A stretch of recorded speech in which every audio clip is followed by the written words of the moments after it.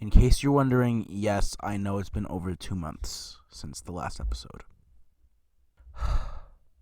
Let's just get this over with.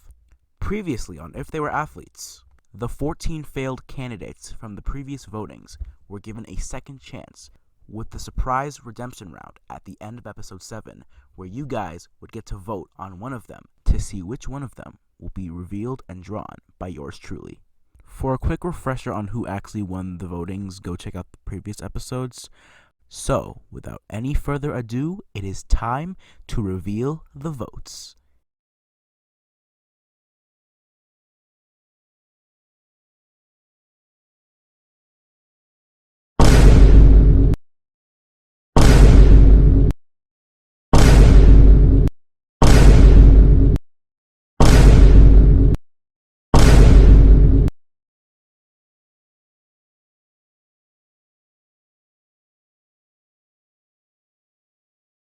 Well, the audience has spoken.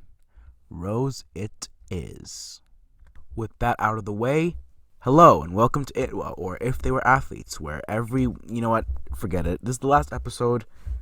I'm not even going to do that again. Let's just get to it.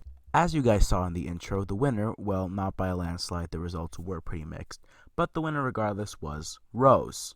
Let's begin with a bit of background information. This character was not going to be in the original Algicosathlon idea that I've been talking about multiple times at this point. This means, along with Cobalt and Peach, she was originally created specifically for Algicosathlon Season 2. Her bio reads, starting from troubled beginnings, this Jill of all trades of musicians is seen as an idol among fans. Among friends and colleagues, she's a confident, loud, and extroverted person who's maybe a little too strong-willed and opinionated. Despite the lack of willingness to listen to others, this famed singer just wants her to sing her heart out and have a blast doing so. I don't know how far we are into the video because it's not done yet, but if you can tell, she's supposed to be like this musician. So when I first came up with the personality for Rose, I didn't really have much of an idea. I just gave her a design. But then, after some thinking, I came up with the idea of, you know what, let's make her like a musician who specializes in mostly either punk rock or maybe even some metal here and there. Basically, I just wanted her whole shtick to match her design pretty much. If you remember in my Turquoise episode, I would have mentioned that he is part of a duo, which kind of makes him a little bit codependent. Well, Rose is the other half of that duo. Basically, both of them are like musicians, and they work together on multiple songs, and their songs are like really good and they sell really well or something like that. And before you ask, they're just friends, and that's all they'll ever be. Okay, so let's go over each part of their own individual personalities. The main big difference between Turquoise and Rose are the fact that Turquoise, while being great at listening, Rose, well, she's very stubborn and headstrong is what I'm trying to say. Like, she's the kind of person who would get into like a sticky situation, try to get out herself, and then when someone offers her help, she just like turn it down and then keep trying to get out of it, even making the situation worse at times. Rose has more confidence than Turquoise, probably because Rose is just like the more popular mainstream musician than Turquoise. Very loud and energetic. I mean, she is a musician who sings punk rock and metal. So, I mean, what do you expect? Opinionated and confident pretty much just means what it means. And as a young musician, of course, she is very fun-loving. I mean, I'm pretty sure anyone loves fun, but not as much as Rose. Rose is just like somewhat of a hype beast, I guess.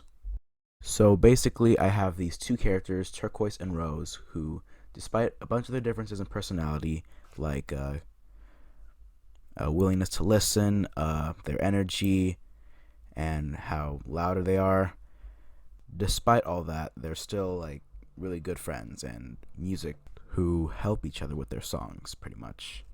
And I actually have a pretty cool story arc planned for the two of them in Season 2. Yeah. Anyways, I don't really think I have anything else to say. Oh, right, the design. Right, I didn't actually go that far into it.